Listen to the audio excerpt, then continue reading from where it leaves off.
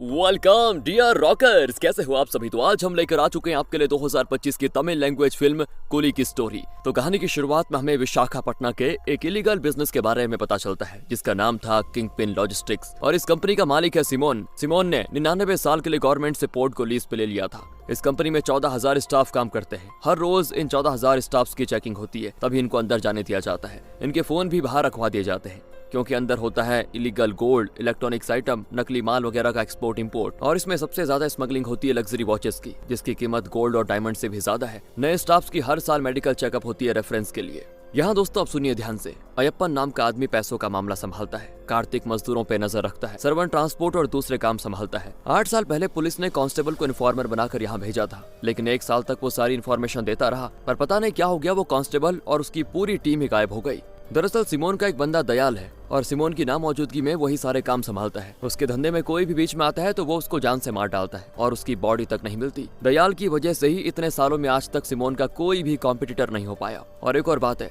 Simone port पे कभी कभी आता है। उसका बेटा भी है अर्जुन, जो कि कस्टम ऑफिसर है। वो अपने डैड के बिजनेस में वैसे तो इन्वॉल्व नहीं होता, मगर जब भी सिमोन को कोई सरकारी मदद चाहिए होती है तो वो जरूर करता है। अब दोस्तों जो बातें मैंने आपको बताई ना, यही सारी बातें राम नाम का पुलिस ऑफिसर अपने सीनियर को बता रहा होता है और फिर कहता है कि सिमोन इतना बड़ा सिर्फ अपनी इस कंपनी की वजह से नहीं बना है, बल्कि उसका कुछ और ही धंधा चलता है। पर उसके बारे में मैं 1 साल वहाँ रहकर भी पता नहीं कर पाया, क्योंकि वहाँ एक रिस्ट्रिक्टेड एरिया है जहाँ जाना हम जैसे कुलियों को अलाउड नहीं है। सर 1 साल हो गए मुझे मेरी फैमिली से मिले हुए, अब तो मुझे जाने दीजिए ना। तो सीनियर कहते हैं कि ठीक है। मगर दोस्तों जल्द ही राम के इन्फॉर्मर होने के बारे में पता चल जाता है उस दयाल को। वो तुरंत ही अपने आदमी भेजता है राम की फैमिली के पास। फिर वो राम से फोन पे उसकी फैमिली से बातें करवाता है, मगर डर के मारे राम उसे अपनी फैमिली मानने से इनकार कर देता है कि वो मेरी फैमिली नहीं है। और फिर दयाल के लोग राम की पूरी फैमिली को गोलियों से भून देते हैं, जिसकी आवाज फोन पे सुनकर राम पूरी तरह से तड़प जाता है। क्या करता हो, कुछ भी नहीं उसके बस का। और फिर सारे कुली के सामने दयाल राम को फांसी पे लटकाकर मार डालता है और बाकी कुली से कहता है कि हमें खबर मिली है कि हमारे बीच पुलिस का एक और इन्फॉर्मर है, उसके बारे में जो भी हमें बताएगा उसको 2 करोड़ रुपए इनाम मिलेगा। इसके बाद दोस्तों हम देखते हैं देवा मैंशन, जो कि जाहिर सी बात है देवा का ही होगा। यहाँ हर कमरे का किराया 2500 है, लेकिन स्टूडेंट्स के लिए सिर्फ 750। मगर हाँ दोस्तों, यहाँ काफी सारे रूल्स एंड रेगुलेशन होते हैं, बिल्कुल किसी हॉस्टल की तरह। तो आज देवा मेंशन का बर्थडे है, इसलिए पूरे मेंशन को बहुत ही अच्छे से सजाया जाता है। कुछ लौंडे लफंडे होते हैं जो कि आज ड्रिंक करने की सोचते हैं, मगर देवा ने 30 साल पहले ड्रिंक करना छोड़ दिया था, और अब वो ना तो खुद पीता है ना किसी और को पीने देता है। सारे लोग देवा के खास आदमी से जाकर रिक्वेस्ट करते हैं कि देवा भाई से कहो ना कि आज के दिन कम से कम दारू पार्टी करने की इजाजत दे दे। तो बड़ी हिम्मत करके ये लोग जाते हैं। पहले तो देवा साफ साफ इंकार कर देता है, मगर जब ये जिद करने लगते हैं तो देवा कहता है ठीक है, आज के दिन मैं छूट दे देता हूँ, जाओ। पर मुझे पता है कि कुछ लोग ऐसे भी हैं जो यहाँ पे मुझसे छिपाकर ऑलरेडी दारू लेकर आ चुके हैं। अब ऐसे में कोई पिएगा और कोई नहीं तो अच्छा नहीं लगेगा ना, इसलिए लाओ सभी अपना अपना बोतल निकाल लो और दारू एक बड़े टब में डालो ताकि पूरा कॉकटेल बन जाए, और फिर सारे लोग साथ में पियेंगे। और ऐसे में खूब नाच गाना होता है और कॉकटेल भी अच्छे से बना लिया जाता है। पर आखिर में देवा पूरे टब को ही पलटकर सारा शराब गिरा देता है, जिससे सभी के अरमानों पर पानी फिर जाते हैं। तब देवा का दोस्त शिवा आता है, जो कि उसको राजशेखर की मौत के बारे में बताता है। अब ये राजशेखर जो है ना, ये देवा और शिवा का जिगरी यार था। पोस्टमार्टम के मुताबिक उसकी मौत हार्ट अटैक से हुई है, इसीलिए देवा उसके अंतिम संस्कार पे जाता है। मगर राजशेखर की बेटी प्रीति उसको बेइज्जत करके वहाँ से निकाल देती है। इसके बाद वो अपनी छोटी 2 बहनों को संभालती है। देवा को तो अपने दोस्त की मौत का बड़ा अफसोस होता है। वो उसकी मौत के पीछे की असली वजह का पता लगाना चाहता है दोस्तों। तो उसको पता चलता है कि राजशेखर ने अचानक से अपनी नौकरी छोड़ दी थी। उसके बाद वो कहीं तो काम करता था, मगर कहाँ, ये सिर्फ उसकी फैमिली को ही पता होगा। और फैमिली में थी प्रीति और उसकी 2 बहनें, जो कि देवा से बात तक नहीं करना चाहती। उधर उस दयाल को दोस्तों एक फोन कॉल आता है कि अगर पुलिस को दूसरे किसी ऑफिसर की लाश मिली तो वो तुम लोगों के पीछे हाथ धोकर पड़ जाएगी, इसलिए पहले तुम लोग जिस तरह से बॉडी डिस्पोज करते थे वैसे ही करो, ताकि कोई बखेड़ा खड़ा ना हो। यानी कि पक्का कुछ और खेल खेल रहे हैं यहाँ पे। अब हम देखते हैं प्रीति को, जो अपनी छोटी बहन प्रिया के कॉलेज जाती है ताकि उसकी फीस भर सके, क्योंकि बिना फीस क्लियर किए उसको एग्जाम में बैठने नहीं दिया जाता। मगर जब प्रीति जाती है तो पता चलता है कि एक आदमी ने प्रिया की सारी फीस पे कर दी है कुछ देर पहले ही। तो प्रीति ऑफिस से बाहर जाती है और देवा को देखकर उस पे बरस पड़ती है। तब एक दूसरा आदमी आता है और कहता है कि क्या बेटी, तुम इन पे क्यों भड़क रही हो, फीस तो मैंने पे किया है, क्योंकि तुम्हारे पिता ने मेरी बहुत ही मदद करी थी पहले। इसके बाद देवा प्रीति से रिक्वेस्ट करता है कि 2 मिनट बात करो मुझसे। वो कहता है कि मुझे तुम्हारे पिता की ऑटोप्सी रिपोर्ट चाहिए। तो वो रिपोर्ट उसके फोन में थी, वो दिखा देती है। इसके बाद देवा ओरिजिनल ऑटोप्सी रिपोर्ट प्रीति को दिखाता है, जिसमें cause of death heart attack नहीं बल्कि हार्ट डैमेज है, यानी उनकी मौत नेचुरल नहीं थी बल्कि उनकी हत्या की गई थी। ये बात जानने के बाद भी प्रीति कहती है कि देखो अब जो हुआ सो हुआ, मुझे इसमें नहीं पड़ना, मुझे अपनी दोनों बहनों के साथ आगे की लाइफ जीनी है। उनकी लाइफ को मैं बदला लेने के चक्कर में खतरे में नहीं डाल सकती, प्लीज देवा कहता है पर मैं तो चुप नहीं बैठने वाला। फिर देवा के लोग संजय नाम के एक पियक्कड़ को ढूंढ निकालते हैं जिसे राजशेखर के बारे में कुछ पता होता है, क्योंकि वो राजशेखर का असिस्टेंट था। तो जब देवा उससे पूछताछ करता है ना, तो वो उसको एक घर में लेकर जाता है जिसे राजशेखर ने अपना ऑफिस बना के रखा हुआ था। वो आदमी बताता है कि दरअसल राजशेखर अपनी तीनों बेटियों को डॉक्टर बनाना चाहता था, जिसके लिए उसे बहुत सारे पैसों की जरूरत थी, जो कि एक नॉर्मल जॉब से तो होने से रहा। इसलिए उसने एक मोबाइल क्रीमेशन चेयर का इन्वेंशन करने का ठाना, जिसमें उसकी बेटी प्रीति ने भी उसका साथ दिया। 5 साल तक लगातार मेहनत करने के बाद वो अपने आविष्कार में सफल हो गया था। अब उसे गवर्नमेंट से बस अपने आविष्कार को पेटेंट करवाना था। फिर हम वो सीन देखते हैं दोस्तों, जब राजशेखर अपने इस इन्वेंशन का कॉपीराइट करवाने के लिए जाता है, जहाँ वो एक मरे हुए जानवर की बॉडी को अपनी उस चेयर पे बिठाता है और कुछ ही सेकंड में वो जानवर राख में बदल जाता है। फिर राजशेखर कहता है कि ये है मोबाइल क्रीमेटर। इसकी क्रीमेशन प्रोसेस में 1650 डिग्री सेल्सियस पे मांस को वेपराइज किया जाता है, सिर्फ हड्डी की राख ही बच जाती है। इस प्रोसेस में सिर्फ 30 सेकंड्स ही लगते हैं। तो पैनल में बैठे विक्रम सिंह कहते हैं, अगर आपका ये न्यू इन्वेंशन बुरे लोगों के हाथ में चला गया तो तबाही मच जाएगी, इसीलिए दोस्तों पेटेंट देने से मना कर देते हैं और साथ ही वो चेयर भी जब्त कर लेते हैं। और अब जो आदमी कहानी सुना रहे हैं, मतलब संजय, वो देवा को बताता है कि इस तरह राजशेखर का सपना टूट गया और फिर जो भी छोटा मोटा काम उसको मिलता वही करने में वो बिजी था। मगर फिर एंट्री हुई सिमोन की। सिमोन ने सिंडिकेट रूल्स के खिलाफ जाकर न्यू बिजनेस शुरू किया, जिससे उसने अंधा पैसा छापा, मगर बहुत सारे दुश्मन भी बन गए उसके, जिन्होंने सिमोन की जान लेने की कोशिश की। एक रात की बात है दोस्तों, सिमोन पे बहुत सारे लोगों ने एक साथ हमला कर दिया, मगर सिमोन और दयाल ने मिलकर उनको उल्टा मार डाला। अब एक ही रात में 22 बॉडी को डिस्पोज करने की नौबत आ गई, जो कि सिमोन के लिए बहुत ही मुश्किल हो रहा था, क्योंकि वो पहले से पुलिस के रडार पे था। सिमोन को बचाने के चक्कर में दयाल बुरी तरह से घायल हो गया था, उसका इलाज चल रहा था। तो लाश को सही तरीके से कौन डिस्पोज कर पाएगा, ये बहुत बड़ा मुद्दा बन गया, क्योंकि अगर ये चीज पुलिस तक पहुंच जाती तो सिमोन पे सख्त कार्रवाई होती। तो मुसीबत की इस घड़ी में सामने आता है सिमोन का बेटा अर्जुन। वो अपने डैड की मदद करता है। वो अपने डैड को बड़ी काम की बात बताता है। वो कहता है कि डैड, एक आदमी को मैं जानता हूँ जिसने कस्टम से कुछ इलीगल कंपोनेंट मंगवाए बाहर से, जैसे कि इलेक्ट्रॉनिक चेयर का सामान, और उससे एक इन्वेंशन की जिससे जानवरों की लाश को राख में बदला जाता है कुछ ही सेकंड्स में। तो फिर क्या था दोस्तों, ये जानने के बाद सिमोन जाता है उसी रात राजशेखर के दरवाजे पे और उससे उसी रात वो चेयर दोबारा से बनाने को कहता है, ताकि वो उन लाशों को डिस्पोज कर सके। मगर वो नहीं मानता। तो सिमोन उसको धमकाता है कि प्रीति के अलावा तुम्हारी और 2 बेटियां हैं ना, जो कॉलेज हॉस्टल में रहती हैं। अगर तुमने हमारी मदद नहीं करी तो तुम्हारी बेटियों के साथ मैं पता नहीं क्या करता हूँ, मुझे खुद भी नहीं पता। तो राजशेखर को सिमोन के आगे झुकना पड़ जाता है। उसे और प्रीति को सिमोन अपने साथ अपने अड्डे पे लेके जाता है और वहाँ उन्हें जिस जिस चीज की जरूरत पड़ती वो दे देता। फिर इस तरह एक ही रात में दोबारा से वो चेयर बन जाती है, जिसपे बैठाकर सारी लाशों को एक एक करके राख कर दिया जाता है। इसके बाद सिमोन राजशेखर के काम से बड़ा खुश होता है, उसको मोटी रकम भी देता है और कहता है कि अगर तुमने किसी के सामने अपना मुंह खोला तो मैं अच्छे से पता है कि तुम्हारी बेटियों के साथ मैं क्या करूंगा। राजशेखर बुरी तरह से मजबूर था, इसीलिए सिमोन की हर बार वो लाश को निपटाने में मदद करने को तैयार हो जाता। दोस्तों, अब संजय के द्वारा ये स्टोरी सुनने के बाद देवा संजय से पूछता है, इसका मतलब है कि सिमोन और उन लोगों को पता है कि प्रीति को भी वो चेयर ऑपरेट करना आता है। तो संजय कहता है कि हाँ, प्रीति को भी आता है। फिर क्या था दोस्तों, देवा तुरंत ही निकल जाता है हॉस्टल के लिए, जहाँ प्रीति पहले से पहुंची हुई थी अपनी बहनों को लेकर जाने के लिए। मगर उससे पहले वहाँ पे सिमोन के गुंडे पहुंच जाते हैं प्रीति और उसकी बहनों की तलाश में, और वो उनके साथ बदतमीजी करने लगते हैं। तभी वहाँ पे देवा आ जाता है और उन गुंडों की अच्छे से पिटाई कर डालता है। फिर वो उन गुंडों के साथ जाता है उनके बॉस के पास, यानी दयाल के पास, प्रीति को साथ लेकर। वहाँ वो दयाल से कहता है कि राजशेखर की मौत के बाद हम काफी परेशान थे, हम तो खुद आपसे कॉन्टेक्ट करना चाह रहे थे, मगर इन्होंने लड़की के साथ बदतमीजी करी, इसलिए मेरा दिमाग थोड़ा गर्म हो गया और मैंने इनको पीट दिया। पर सर, अगर हमें पता होता कि ये आपके आदमी हैं तो हम खुशी खुशी पहले आ जाते चुपचाप आपके पास। आप हमें कुछ पैसे दे दीजिए, बाकी राजशेखर आपके लिए जो काम करते थे वो हम करने को तैयार है। ये जानने के बाद दयाल को देवा पे शक होता है कि कहीं ये पुलिस का आदमी तो नहीं। तो वो कहता है, अगर ऐसा हुआ ना, तुम पुलिस के आदमी हुए तो अपनी जान से हाथ धोना पड़ेगा तुम्हें। तब दयाल को कॉल आता है कि हमें 1-2 लाश को खाक करने की जरूरत है। दयाल को पहले भी एक कॉल आ चुका था कि अब पुलिस तक लाश नहीं पहुंचनी चाहिए, वरना मुसीबत खड़ी हो सकती है। पहले जिस तरह से बॉडी डिकम्पोज करते थे वैसे ही करो। तो इसीलिए दयाल देवा की हेल्प लेने के लिए राजी हो जाता है। वो उन्हें अपने अड्डे पे लेके जाता है और चेयर को ऑपरेट करने को कहता है। देवा दयाल से कहता है कि आप लोग कमरे से बाहर जाकर खिड़की से हमें देखिए, हमें अकेले में पहले प्रेयर करना होगा। तो उनके जाने के बाद देवा प्रीति से कहता है, देखो मुझे तो कुछ आता नहीं है, तुम मुझे गाइड करो। और उसके गाइड करने की वजह से चेयर काम करने लगता है और फिर ये लोग 1-2 बॉडी को जलाकर राख भी कर देते हैं। इसके बाद तो ये सिलसिला बन जाता है। अब देवा का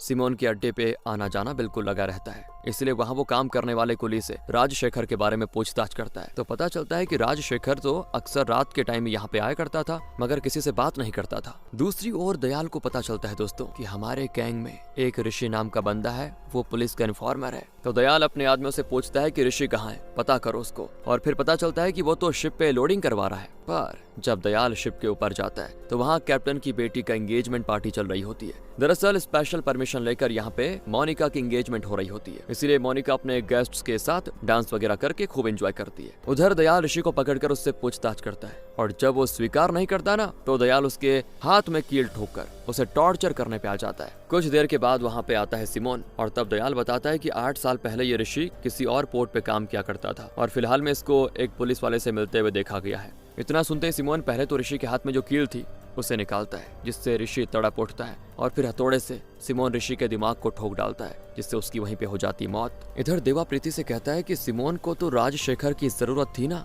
बॉडी को डिस्पोज करने के लिए, इसीलिए वो लोग तो उसको नहीं मारने वाले। जहाँ तक मुझे लगता है पक्का ये काम किसी और का ही है, पर जो भी हो मैं पता लगा कर ही रहूंगा। तुम अब ये काम करना बंद करो, मैं बाकी सब संभालूंगा। प्रीति कहती है क्यों सर, मैं ज्यादा पैसे कमा रही हूँ तो आपसे हजम नहीं हो रहा। ये सुनकर देवा हैरान हो जाता है और उसको समझाने की कोशिश करता है कि ऐसा नहीं है, मैं तुम्हें महफूज रखना चाहता हूँ, बस इसीलिए कह रहा हूँ। तब प्रीति अपना स्ट्रगल सुनाने लग जाती है कि मेरे उम्र की लड़कियां प्यार मोहब्बत कर रही हैं, अपना घर बसा रही हैं और मैं क्या कर रही हूँ। माँ के गुजर जाने के बाद मैंने और पापा ने मिलकर अपनी दोनों बहनों को पाला है। मैं डॉक्टर बनना चाहती थी मगर पैसों की कमी की वजह से मुझे MBBS की पढ़ाई 1 साल में रोकनी पड़ी। फिर मैंने फार्मा कोर्स किया और एक मामूली सी जॉब करके अपनी बहनों को पालने की कोशिश की। मैं तो उनके लिए हूँ मगर मेरे लिए कौन है। एक पापा थे वो भी चल बसे, मेरी हालत को कोई नहीं समझ सकता सर।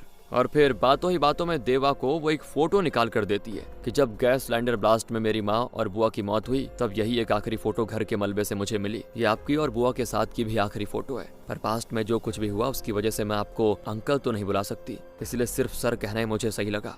दोस्तों अब इनका पास्ट का क्या मैटर था आगे पता चलेगा। तभी देवा को आता है दयाल का कॉल कि तुम्हें और उस लड़की को सिमोन मिलने के लिए बुला रहे हैं। वहां जाने पे सिमोन उनसे थोड़ी बातचीत करता है और फिर 2 लाश दिखाता है। लाश को देखकर देवा हैरान, क्योंकि एक लाश तो ऋषि की है और दूसरी दयाल की। दोस्तों दरअसल 8 साल से जो सिमोन पे नजर रख रहा था वो ऋषि नहीं बल्कि दयाल ही था, जिसका पता सिमोन को चल चुका था। भले ही पहले दयाल ने सिमोन की जान अपनी जान पे खेलकर बचाई थी, मगर सिमोन अब दयाल को मारने से पहले एक बार भी नहीं सोचता। इसके बाद वो ऋषि को भी मार डालता है। ऐसा हुआ था और ऋषि को उसने सिर्फ अपने मजे के लिए मार डाला। प्रेजेंट में दोस्तों मतलब ये घटना तो कुछ देर पहले हुई थी ना ऋषि को मारने वाली और दयाल को। तो अभी देवा को सिमोन कहता है तुम तो दयाल को पहचानते ही हो, दयाल को तुम कमिश्नर ऑफिस के बगल वाले ग्रेवयार्ड में दफना देना ताकि कल पुलिस वालों को भी पता चल जाए कि वहाँ पे एक लावारिस लाश को दफनाया गया है और जब वो कब्र खोद कर देखें तो उनको दयाल दिखे। ऐसा करो जिससे उनकी अकल ठिकाने आ जाए और वो दोबारा अपने लोगों को मुझ पे नजर रखने के लिए ना भेजे। भेजने से पहले 100 बार सोचे जाओ। और ये जो दूसरा ऋषि है ना उसको तो चेयर पे बिठा के खाक कर दो। तो जब प्रीति और देवा गाड़ी में लाश को डालकर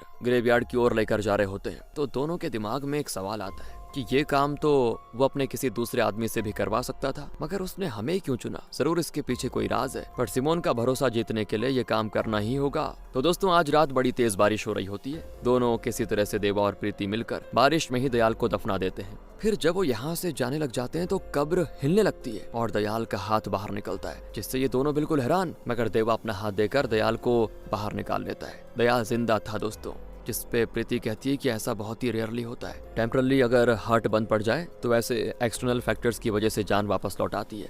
इसे लाजरस सिंड्रोम कहा जाता है। ये जाने के बाद देवा तुरंत ही सिमोन के एक आदमी को फोन लगाता है जिसका नाम भोला है। जब वो भोला को बताता है कि दयाल मरा नहीं बल्कि जिंदा है तो भोला कहता है कि ये खबर अभी और किसी को मत बताना। दयाल के पास करोड़ों की संपत्ति है, पहले हम उसकी संपत्ति को अपने नाम करवा लेंगे तब उसे मारेंगे, चिंता मत करो। मैं तुम्हें और तुम्हारी लड़की को भी अच्छा खासा दूंगा हिस्सा, माला माल हो जाएंगे सभी के सभी। ये सुनकर दयाल इनके सामने हाथ जोड़ लेता है और कहता है मैं एक पुलिस वाला हूँ, मेरे 2 बच्चे हैं, मैं उनसे 5 साल से नहीं मिला। अगर आपको पैसे ही चाहिए तो मैं उन गुंडों से 2 गुना आपको दे दूंगा, मेरी जान बख्श दो, मैं यहाँ से गायब हो जाऊंगा, किसी को कुछ पता ही नहीं चलेगा। वो हाथ जोड़कर अपनी जान की भीख मांगता है दोस्तों। तो प्रीति देवा से कहती है हमें इसको जाने देना चाहिए। उसी वक्त एक आदमी जाता है सिमोन के पास, जिसने पता है क्या भोला की बातें छुपके से सुन ली थी और वो दयाल की जिंदा होने वाली बात सिमोन को बता देता है। तो सिमोन क्या था, फिर तुरंत लगाता है फोन देवा को और कहता है कि मार डालो उसे। तुम अगर ये काम मेरे लिए करोगे तो मैं तुम्हारे लिए फिर कितना कुछ करूंगा जिसके बारे में तुम सोच भी नहीं पाओगे। जाओ। कुछ ही देर में वहाँ भोला अपने कुछ भरोसेमंद लोगों के साथ पहुंच जाता है। वो देखता है कि कब्र बंद पड़ी हुई है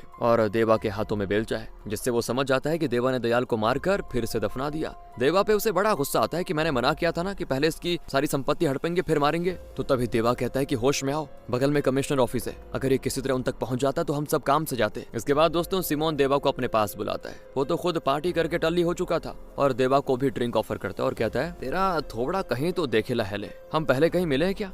और वो इनकार कर देता है। तो तब सिमोन कहता है कि मैंने कहा था ना, अगर तुम मेरे लिए कुछ करोगे तो बदले में मैं तुम्हारे लिए बहुत कुछ करूंगा। वो लैपटॉप में एक वीडियो दिखाता है जिसमें दयाल राजशेखर के चेस्ट पे मुक्का मार रहा है दोस्तों, बहुत ही जोरों से। यानी राजशेखर का हत्यारा दयाल ही है। और ये देखकर देवा को लगता है बहुत बड़ा झटका। और एक फ्लैशबैक में हम देख पाते हैं कि देवा ने दयाल की जान छोड़ दी थी, उसको एक ट्रेन में बिठाकर भेज दिया था। मगर तब दयाल ने रिक्वेस्ट करी थी कि आप दोनों में से कोई मेरे साथ हैदराबाद तक चलो, ताकि अगर कोई टीसी या पुलिस वाला आए तो मेरे साथ कोई गार्डियन हो। अगर वो मुझे अकेले देखेगा तो अरेस्ट कर लेगा, ये सोचकर कि कहीं से मैं फाइट या कत्ल करके भाग रहा हूँ। और तभी उस समय सिमोन का कॉल आ गया था देवा को। तो मजबूरी में दयाल के साथ उसको प्रीति को भेजना पड़ा। यानी अब प्रीति की जान होगी खतरे में। तो यहाँ सिमोन कहता है कि मुझे पता था पहले से ही कि तुम राजशेखर के असिस्टेंट नहीं बल्कि उसके जिगरी दोस्त हो, इसीलिए मैंने तुम्हें खुद के पास लाया ताकि तुम्हारी हर हरकत पे मैं नजर रख पाऊं। देखो, मैंने अनजाने में ही सही लेकिन तुम्हारी कितनी मदद की। मैंने तुम्हारे दोस्त के हत्यारे को तुम्हारे हाथों मरवा डाला। अब तुम्हारा बदला पूरा हुआ, तुम्हें तो मुझे थैंक यू कहना चाहिए ना। तो देवा सबसे पहले तो क्लब का म्यूजिक बंद करवाता है और पूछता है कि वीडियो में दिख रहा है कि राजशेखर ने मारने से पहले दयाल के कानों में कुछ कहा था। क्या तुम में से किसी को पता है कि उसने क्या कहा था? पर इसके बारे में किसी को कुछ पता नहीं होता। तो सिमोन कहता है ये राज तो दयाल के साथ ही चला गया। तुम वो सब छोड़ो, तुमने दुनिया की बेस्ट शराब पीनी है तो आओ मेरे साथ। सिमोन आगे बढ़ जाता है और तभी देवा को आता है कॉल दयाल का, जो कि हंस रहा होता है कि देखा मैंने तुझे कैसे उल्लू बनाया। तभी देवा उससे एक सवाल करता है कि मरने से पहले राजशेखर ने तुम्हारे कान में क्या कहा था? तो दयाल बताता है उसने पावर हाउस कहा था, पर इसका क्या मतलब है मुझे नहीं पता। दोस्तों, स्टोरी शिफ्ट होती है 30 साल पहले और हम देखते हैं कि एक रात देवा ने काफी गुंडागर्दी की थी, कई सारे लोगों को जान से मार डाला था। अब वो लोग भी कोई हल्के गुंडे ही थे वैसे। मगर इसके बाद देवा का बेस्ट फ्रेंड राजशेखर देवा पे बड़ा गुस्सा हो गया कि जब देखो तुम शराब पीते रहते हो, लड़ाई झगड़ा करते रहते हो यूनियन के चक्कर में। अरे ये मत भूलो कि तुम अब अकेले नहीं हो, तुम्हारे भरोसे मेरी बहन है। कभी सोचा है कि अगर तुम्हें कुछ हो जाएगा तो उसका क्या होगा? उस रात दोस्तों राजशेखर काफी देर तक देवा को सुनाता है, उसके बाद वादा लेता है उससे कि कभी दोबारा शराब नहीं पियोगे। लेकिन आज सिमोन के कहने पे देवा 30 साल के बाद शराब पी जाता है। और तभी धीरे से भोला आकर देवा को धमकाता है कि मुझे पता है तुमने दयाल के साथ कोई डील कर ली होगी मरने से पहले, है ना? कल का इंतजार कर बस, मैं उस कब्र को खुदवा कर चेक करूंगा कि वहाँ सच में दयाल दफन है भी या नहीं, या कोई और दफन है। अब इतना सुनते ही देवा पास में रखी तलवार लेकर भोला पे चलाने लगता है। और जब सिमोन उसे रोकता है तो भोला की वो सीक्रेट डील वाली बात देवा सिमोन को बता देता है। सीक्रेट डील वाली बात दोस्तों मतलब देवा ये बताता है कि ये मुझे ये कह रहा था कि दयाल को मत मारो, उससे पहले पैसे ले लेंगे फिर मारना। और यही बात वो सिमोन को बता देता है। तो सिमोन भी कहता है कि उस बारे में मुझे तो पता ही है और भोला को कब मारना है इसका फैसला मैं करूंगा। मगर देवा उसकी बात नहीं सुनता और वहीं पे भोला को जान से मार डालता है। इससे सिमोन हैरान और सोच में पड़ जाता है कि आखिर मैंने इससे पहले कहीं तो देखा है, कहाँ देखा होगा। फिर देवा बोट के बालकनी में जाता है जहाँ पे फिर से दयाल का उसको कॉल आता है। वो कह रहा होता है कि राजशेखर को तो मैंने मार दिया मगर उसकी बेटी तो मेरे कब्जे में है। अगर तू उसकी जान बचाना चाहता है तो मेरे कुछ अधूरे काम है किंग पिन में, उसे मेरे कहने पे पूरा कर दे। जिसके लिए देवा दोस्तों आसानी से मान जाता है। अब एक फ्लैशबैक में हम देखते हैं कि राजशेखर के हाथों कुछ तो सबूत लग गया था जिसकी वजह से दयाल ने उसको मारने की कोशिश की। तब राजशेखर ने दयाल को वार्न कर दिया था कि मेरी मौत को नेचुरल डेथ ही दिखाना, वरना मेरा एक जिगरी दोस्त है जिससे मैंने तुम्हारे धंधे के बारे में छिपा कर रखा हुआ है। अगर उसको जरा भी भनक लग गई ना तो वो तुम्हें, तुम्हारे बॉस और तुम्हारे बॉस के ऊपर जितने भी लोग हैं सबको मार डालेगा। तो ये सुनकर दयाल हंसने लगा और उसने कहा था अच्छा अगर वो तुम्हारा दोस्त आएगा तो तुम्हारा कोई आखिरी मैसेज है क्या जो उसको बता दूं मैं? तो तब उसने दयाल के कानों में कहा था पावर हाउस। ये सारी बातें दयाल राजशेखर की बेटी को बताता है यानी प्रीति को। पर वो थोड़ा बढ़ा चढ़ा कर बताता है कि पता है आखिरी वक्त में तेरा बाप अपनी जान की भीख मांग रहा था। मगर दोस्तों सच्चाई तो ये थी कि राजशेखर ने हिम्मत वाले की तरह बिल्कुल अपनी मौत को गले लगा लिया था, कोई गम नहीं था उसको। और दयाल ने प्रीति को अभी नीलर नाम की जगह पे बंदी बना के रखा हुआ होता है। साथ ही प्रीति की दोनों छोटी बहनों को भी अपने गुंडों की निगरानी में रखा हुआ होता है। इसीलिए वो देवा को अपने इशारों पे नचा रहा है। वो गोल्ड और कुछ इंपॉर्टेंट पेपर्स वगैरह पे देवा से हाथ साफ करवा लेता है। इसी दरमियान दोस्तों एक आदमी से देवा को पता चलता है कि सिमोन का एक खुफिया बिजनेस भी है। वो गरीब कुली का हार्ट चोरी करके अमीर फॉरेन क्लाइंट्स को बेचता है। इसीलिए नए स्टाफ का जो मेडिकल चेकअप होता है वो हेल्थ बेनिफिट के लिए नहीं बल्कि उनकी सारी डिटेल्स लेने के लिए होता है। यही तो उसका राज है, ताकि जब उसको कोई फॉरेन का पेशेंट मिले हार्ट ट्रांसप्लांट के लिए तो वो फिर उसके हिसाब से हार्ट को ढूंढ सके उन कुली में, क्योंकि डिटेल्स तो उसके पास पहले से रहती है ना चेकिंग के दौरान जो ली गई थी। और अब अगली बारी है प्रीति की, यानी उसका ब्लड ग्रुप फॉरेन के किसी पेशेंट से मैच कर जाता है। तो अब दयाल जिसके पास प्रीति है वो प्रीति की जान की धमकी देकर देवा से सिमोन के बेटे अर्जुन को जान से मारने को कह देता है। वहीं अर्जुन देवा से बात करने की सोचता है, वो भी अपनी गर्लफ्रेंड के बारे में। इसीलिए दोनों एक साथ जाते हैं कार में। तो इनको साथ में ना सिमोन का एक आदमी देख लेता है और तुरंत ही सिमोन को अपडेट कर देता है, जो कि मीटिंग करने के लिए कुछ दिनों के लिए शहर से बाहर गया हुआ था। तो देवा यहाँ पे अर्जुन को नहीं मारता बल्कि उसे कहता है तुम अपनी गर्लफ्रेंड के साथ भाग जाओ। अगले दिन देवा को दयाल वीडियो कॉल करता है और हम देख पाते हैं कि दयाल ने प्रीति का हाथ एक कपड़े से बांध के रखा हुआ है और उसे एक ऊंची बिल्डिंग से गिराने की धमकी दे रहा है, जिससे बेचारी प्रीति का तो डर के मारे बुरा हाल। मगर देवा बिल्कुल शांत होता है और कहता है दयाल तेरा असली नाम दिलीप है ना, कांस्टेबल नंबर 143। मैंने बहुत सारे विलन्स देखे मगर तुझ जैसा कमीना कोई नहीं। कल रात जैसे मैंने अर्जुन को मारने के बजाय उसे उसकी गर्लफ्रेंड के साथ भाग जाने को कहा, वैसे तुमने मुझे मैसेज किया कि अर्जुन को छोड़कर मैंने बहुत बड़ी गलती कर दी। कहा था ना तुमने मैसेज में। और कल रात उस जगह पे मेरे अर्जुन और उसकी गर्लफ्रेंड के अलावा कोई और नहीं था। मैंने और अर्जुन ने तुम्हें कुछ बताया नहीं, तो जाहिर सी बात है उस लड़की ने तुम्हें बताया होगा। और वो बताया भी क्यों नहीं, आखिर वो तुम्हारी वाइफ जो ठहरी। अब देखो जरा अपनी वाइफ को कैसे मैंने उसको ये इलेक्ट्रिकल चेयर से बांध के रखा हुआ है। बस ज्यादा चूं चपड़गी ना तुम्हारी वाइफ 2 मिनट में राख बन जाएगी। जिससे दयाल आ जाता है दोस्तों अपनी औकात में और फिर देवा प्रीति के हाथ खुलवाकर दयाल से कहता है कि प्रीति को फौरन छोड़ दो। और फिर प्रीति के हाथों से दयाल के हाथ में लॉक लगा लेता है। इसके बाद वो कहता है कि नीचे गाड़ी वेट कर रही है, प्रीति तुम वहाँ चले जाओ। तो प्रीति कहती है इसने मेरे पापा को मारा है, मैं भी बदले में एक चांटा मारना चाहती हूँ इसको। देवा कहता है कि चांटा इतनी जोर से मारना ना आवाज तुम्हारे पापा तक पहुंच जाए। फिर क्या था दोस्तों, प्रीति एक जोर का रख देती दयाल के गाल पे और फिर बिल्डिंग के नीचे जो देवा के लोग होते हैं उनके साथ वो निकल जाती है। प्रीति की बाकी दोनों को देवा ने पहले छुड़ा लिया था, जिससे दयाल तो बिल्कुल इरिटेट हो जाता है कि अब क्या करो। इधर देवा को कॉल आता है कि 10-12 गुंडे जैसे दिखने वाले लोग हमारे मेंशन में रूम किराए पे लेने के लिए आ गए।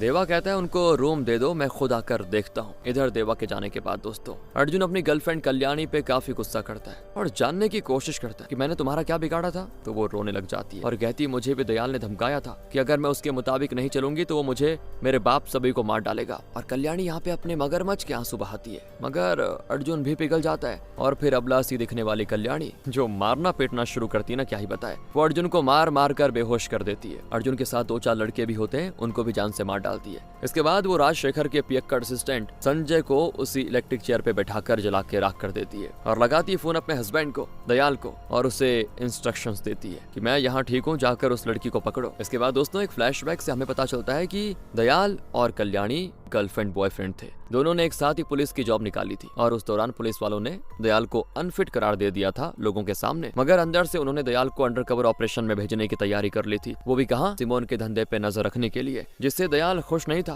तो तब कल्याणी ने उसको समझाया था कि अगर पुलिस की बात पे चलोगे तो सिर्फ मेडल ही मिलेगा, लेकिन अगर मेरे दिमाग पे चलोगे तो धन दौलत की बारिश होगी, हम दोनों ऐशो आराम की जिंदगी जिएंगे, क्या कहते हो। और प्रेजेंट में दोस्तों सिमोन को पता चल जाता है सीसीटीवी फुटेज से कि देवा कल रिस्ट्रिक्टेड एरिया में गया था, साथ ही अर्जुन उसके साथ जाने के बाद से लापता हो गया है और जो बंदा इन पे नजर रख रहा था वो भी मारा गया, किसी ने उसको गोली मार दी। अब गोली तो मारी थी दोस्तों कल्याणी ने, मगर शक जा रहा था देवा पे। उधर हाईवे पे जब रुककर प्रीति थोड़ा पेट भर रही होती है अपना, तभी वहाँ पे दयाल पहुंच जाता है जो कि खूब मारपीट करता है। हालांकि वहाँ पे देवा के कुछ लोग होते हैं जो कि दयाल को पकड़ते भी हैं और फिर प्रीति को भाग जाने को कह देते हैं। प्रीति भागकर सीधे रेलवे स्टेशन पहुंच जाती है, एक ट्रेन पे चढ़ भी जाती है, लेकिन तब तक में देवा और दयाल के लोग भी ट्रेन में आ जाते हैं, जिसकी वजह से ट्रेन में भी फाइट होती है। जब प्रीति की जान बिल्कुल खतरे में आ जाती है और उसे लगता है कि अब कुछ नहीं हो सकता, मैं मर जाऊंगी और अपने पापा के पास चली जाऊंगी, तो तभी उसे अपने पापा की बात याद आती जो कि उन्होंने मरने से पहले कही थी कि मैं तुम्हारे किसी सवाल का जवाब नहीं दे पाऊंगा बेटा, लेकिन अगर मुझे कुछ हो जाता है और उसके बाद तुम्हारी जान को खतरा होता है तो तुम्हें इस नंबर पे कॉल करना है, कुली नंबर 5821। और वो नंबर था दोस्तों देवा के मेंशन का, जहाँ अभी उसकी उन गुंडों से फाइट हो रही होती है जो कि किराए पे कमरा लेने के लिए आए हुए थे आज। उनसे फाइट करते हुए बड़ी मुश्किल से देवा लैंडलाइन का कॉल रिसीव करता है। तब प्रीति फटाफट कहती कि सर मेरा नाम प्रीति है, मेरे पिता का नाम राजशेखर था, उन्होंने मुझसे कहा था कि जब मेरी जान को खतरा हो तो इस नंबर पे कॉल करना, कुली नंबर 5821। ये सुनकर देवा समझ जाता है कि प्रीति मेरी ही बेटी है दोस्तों। पता है क्यों? क्योंकि 30 साल पहले देवा और राजशेखर ने यही डील करी थी। अब इसके बारे में आगे बात करेंगे, पर तभी दोस्तों वहाँ पे दयाल प्रीति तक पहुँच जाता है और उसका गला पकड़ कर दबाने भी लगता है। तब देवा का एक आदमी क्या करता है पता है? दयाल को पकड़कर ट्रेन के गेट से बाहर कूद जाता है। हालांकि इसके बाद तो दयाल उस आदमी की जान ले लेता है और लगाता है अपनी वाइफ को कॉल, जिसे वो कहता है कि वो लड़की भी मेरे हाथ से बच गई और मेरा पासपोर्ट और गोल्ड वगैरह सब देवा के पास है, अब मैं क्या करूं? कल्याणी कहती है तुम देवा को हैंडल करो, उस लड़की को मैं खुद संभाल लूंगी। फिर हम देखते हैं दोस्तों कि कल्याणी भी उसी ट्रेन में है जिसमें प्रीति थी। इधर सिमोन के बॉस दाहा विदेश से आ रहे होते हैं, जिन्हें सिमोन को पिकअप करने जाना था और अभी तक अर्जुन का कुछ अता पता नहीं होता, जिससे सिमोन को उसकी बड़ी चिंता हो रही होती है। तभी दयाल करता है सिमोन को वीडियो कॉल। उसको जिंदा देखकर सिमोन बिल्कुल हैरान। दयाल कहता है कि सर माना कि मैं स्टार्टिंग में पुलिस का इन्फॉर्मर था, पर मैंने आपका नमक खाया है, मैं अभी तक आपका वफादार हूँ, पर वो जो देवा है ना वो है असली मास्टरमाइंड। उसने मेरी बीवी को जान से मारने की धमकी दी है और आपके बेटे को जान से मारने को कहा है। अगर अगर अभी मैं अर्जुन को नहीं मारूंगा तो वो मेरी बीवी को मार डालेगा। सर मैं मजबूर हूँ, प्लीज मुझे माफ कर दीजिएगा। इतना कहते वो वीडियो कॉल पे ही अर्जुन के सीने पे लगातार कई बार मार देता है, जिससे थोड़ी देर के लिए तो सिमोन बिल्कुल सुन्न हो जाता है कि ये क्या हो गया। इसके बाद दोस्तों हम देखते हैं कल्याणी को बिल्कुल मासूम बनकर जाती है प्रीति के पास और कहती है मुझे देवा सर ने आपको बचाने के लिए कहा है। इसलिए वो जाकर बैठती है गाड़ी पे, पर कल्याणी को भी नहीं पता होता दोस्तों कि ये गाड़ी भिजवाई है सिमोन ने। हाँ, जल्द ही यहाँ देवा को भी पता चल जाता है कि प्रीति को सिमोन के लोग पोर्ट लेकर चले गए हैं। वहाँ दोस्तों सिमोन लगाता है कॉल कल्याणी के फोन से दयाल को। कल्याणी फिर से एक्टिंग करने लगती है, वो अबला नारी की तरह रोने लग जाती है और बार बार कहती है कि मैंने कुछ नहीं किया, दयाल ने मुझे मजबूर किया था आपके बेटे के साथ प्यार करने के लिए, वरना वो मेरे माँ बाप को मार डालता, मैं मजबूर थी सर। वहीं दयाल भी जब देखता है कि मैंने तो फिलीपींस भागने के लिए सारा इंतजाम कर लिया था, मगर यहाँ मेरी बीवी सिमोन के कब्जे में, तो वो सारा इल्जाम देवा पे डालने लगता है कि मैंने जो कुछ भी किया वो देवा के डराने धमकाने पे ही किया, मेरी पत्नी को छोड़ दीजिए। पर जैसे ही कल्याणी सही मौका पाती है वो रोना बंद करके अपने पैर में छुपाए हुए लोहे के नुकीले हथियार से सिमोन के गले में स्टेप करने की सोचती है, मगर वो उसका हाथ ही पकड़ लेता है दोस्तों और कहता है कि मेरे पास 5000 करोड़ की प्रॉपर्टी है, पर उसे एंजॉय करने के लिए 4-5 बच्चे नहीं बल्कि सिर्फ एक ही दुलारा बेटा था, जिसने यूं मौज मस्ती छोड़कर कस्टम डिपार्टमेंट में जॉब ज्वाइन की। वो अपने काम को लेकर काफी ईमानदार था, सीधा साधा अपनी लाइफ जीना चाहता था, मगर तुमने उसे प्यार के नाटक में फंसाया, इसलिए मैं तुम्हें कभी माफ नहीं करूंगा। और जिस नुकीली चीज से कल्याणी ने स्टेप करने की सोची थी उसी को सिमोन कल्याणी के गले में डाल देता है, जिससे वहीं पे उसका काम खत्म। और फिर सिमोन उसे चेयर के साथ समुद्र में फेंक देता है। ये सब देखकर अब दयाल के पास रोने के अलावा कोई दूसरा चारा तो था नहीं। तभी देवा वहाँ पे आता है और सिमोन उसे अपने पास आने भी दे देता है। जब वो उसके सामने आकर बैठ जाता है ना, तो देवा से कहता है तुम्हें मैंने काम सौंपा था, अगर तुमने उस दिन दयाल को जान से मार दिया होता तो आज मेरा बेटा जिंदा होता, है ना। और दयाल ने पता है क्या किया, मेरी आंखों के सामने वीडियो कॉल पर मेरे बेटे को मार डाला। मुझे जो दर्द हुआ ना, मैं चाहता हूँ कि तुझे भी वो फील हो, मगर वो क्या करें, तेरी कोई औलाद नहीं है ना। और हाँ, ये लड़की जो तेरी जिगरी दोस्त की बेटी है, ये तेरी बेटी ही जैसी है, अगर मैं इसको मारूंगा तो तुझे कहीं ना कहीं थोड़ा बहुत दर्द तो होगा, है ना, पर मैं इतनी आसानी से नहीं मारने वाला इसको, मैं इसे बुरी तरह तड़पा तड़पा कर मारूंगा ताकि तुझे दर्द ज्यादा फील हो। देवा कहता भी है कि चाहो तो मुझे मार दो पर इसे छोड़ दो, लेकिन वो नहीं मानता, वो बिल्कुल साइको बन जाता है। कौन? अपना सिमोन। वो भिजवाता है एक आदमी के साथ प्रीति को दूसरे रूम में और खुद देवा से पूछता है कि तुम अपने बारे में सारी सच्चाई मुझे खुद बताओगे या पहले प्रीति के अंदर से कुछ पार्ट्स मंगवाऊं मैं। इसके बाद दोस्तों देवा बताना शुरू करता है कि मंडावा में एक एक्सपोर्ट कंपनी थी जिसमें मैं एक मामूली सा कूली था। वहाँ मेरी मुलाकात हुई राजशेखर से, जिसने मुझे बड़े भाई वाला प्यार दिया, मुझे अपने सीने से लगाया और अपनी जान से भी प्यारी बहन की शादी मुझसे करवाई। मुझे अनाथ को उसने अपनी फैमिली का हिस्सा बनाया। हम दोनों एक ही पोर्ट पे काम किया करते थे, एक सेठ के लिए उस वक्त, जिसपे हम आंख बंद करके भरोसा किया करते थे। एक बार उन्होंने हमें विदेश भेजा किसी काम से, पर वहाँ की पुलिस ने हमें पकड़ लिया क्योंकि हमें जो पैकेट एक्सपोर्ट करने के लिए भेजा गया था उसमें थी नशीली पाउडर,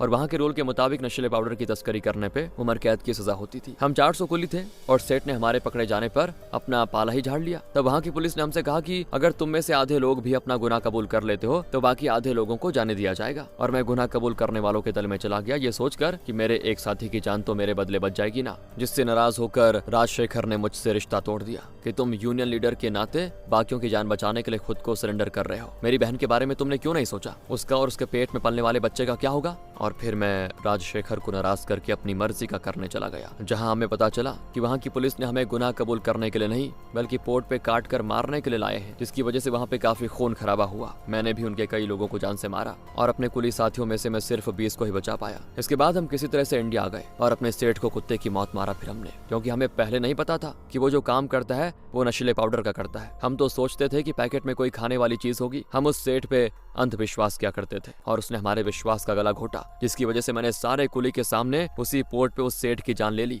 और पता है उस सेठ का नाम क्या था? सेवियर, यानी तुम्हारा पापा। तुम भी उस वक्त वहीं थे, इसलिए तुम बार बार कह रहे थे कि तुम्हें कहीं देखा है। पहचान नहीं पाए तुम अपने बाप के यमराज को। और दोस्तों ये जानने के बाद सिमोन का गुस्सा और तेज हो जाता है कि मेरे पिता और मेरे बेटे दोनों को मारने वाला यही है देवा। इसके बाद तो देवा और सिमोन के बीच में काफी खतरनाक लड़ाई होती है, जिसमें देवा वहाँ पर मौजूद सिमोन के लोगों के साथ साथ सिमोन को भी मार डालता है, उसके ही लग्जरी वॉचेस का फंदा बनाकर। पर देवा ने कहा था दोस्तों कि अगर मैं तुम्हें छोड़ दूंगा ना तो मेरे जितने भी कुली भाई थे जिनका हट तुमने बेचा उनके साथ बुरा होगा, इसलिए तुम्हें मरना ही पड़ेगा। और फिर उसने मार दिया था। देवा का दोस्तों एक पुराना कुली साथी था कलेरा, उसने भी अब तक प्रीति को बचा लिया होता है। वो अब प्रीति और देवा को लेकर निकल जाता है। साथ ही उसने शिप में एक्सप्लोजिव्स फिट कर दिए थे, जिससे जैसे वो शिप के बाहर आते हैं वहाँ हो जाता है ब्लास्ट, जिसमें सिमोन की लाश और उसका जो सीक्रेट बिजनेस चलता था उस रिस्ट्रिक्टेड एरिया में सब हो जाता है तबाह। तभी यहाँ पे गाड़ियों का काफिला आता है जिनके आसपास ढेर सारे स्नाइपर्स होते हैं। वो इन तीनों को उठाकर अपने साथ लेकर जाते हैं। साथ ही अगले दिन प्रीति की दोनों छोटी बहनों को भी इनके साथ लाइन में खड़ा किया जाता है, जहाँ पे फिर एंट्री होती है दाहा और उसके पिता कक्कर की। दाहा देवा को देखते पहचान जाता है कि ये तो वही कुली है